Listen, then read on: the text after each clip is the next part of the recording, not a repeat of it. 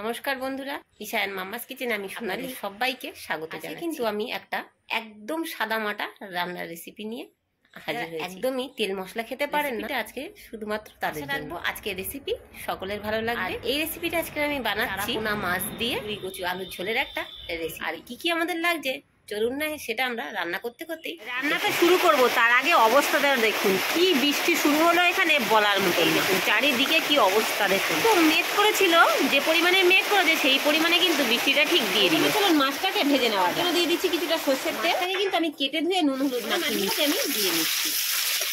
আর এখানে কিন্তু আমি সম্পূর্ণ মাছ কিন্তু ব্যবহার করবো। এটাকে একবার উল্টে দিচ্ছি, মাছটাকে ভালো করে এটি লাল লাল করে ভেজে নিচ্ছি। মাছগুলোকে কিন্তু দেখুন ভেজে নেওয়া হয়ে গেছে।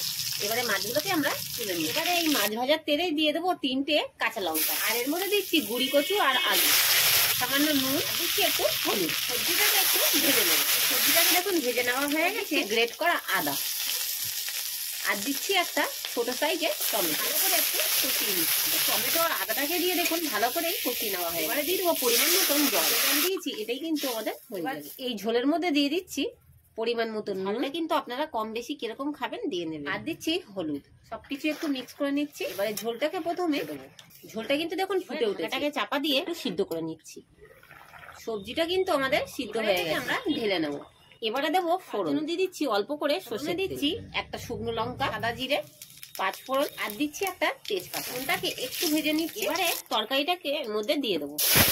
কিন্তু আপনারা নুন টুনগুলো সব দেখে কিন্তু আমার ঠিক আছে, নুনের কিন্তু আর এখানে আমি ভেজে রাখা মাছটা দিয়ে দিচ্ছি।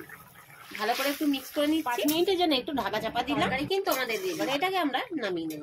তো এই দেখুন বন্ধুরা, আমি কিন্তু আপনাদেরকে পরিবেশন করে দিই গরম ভাত, আর তার সাথে কিন্তু আছে আমাদের এই হালকা পাতলা এই মাছের ঝোলের রেসিপি। আর আমাদের রেসিপি যদি আজকে আপনাদের ভালো লাগে অবশ্যই একটি লাইক, শেয়ার এবং কমেন্ট করে দেবেন। কমেন্ট করে জানাবেন যে আমাদের রেসিপিগুলো আপনাদের কেমন লাগছে। আশা রাখবো আমাদের এই রেসিপিটা বাড়িতে ট্রাই করবেন। বন্ধুরা আজকের মতন এতটুকু, আবারও দেখা হবে নতুন কোনো রেসিপি। ততক্ষণ সবাই সুস্থ থাকবেন, ভালো থাকবেন। ধন্যবাদ।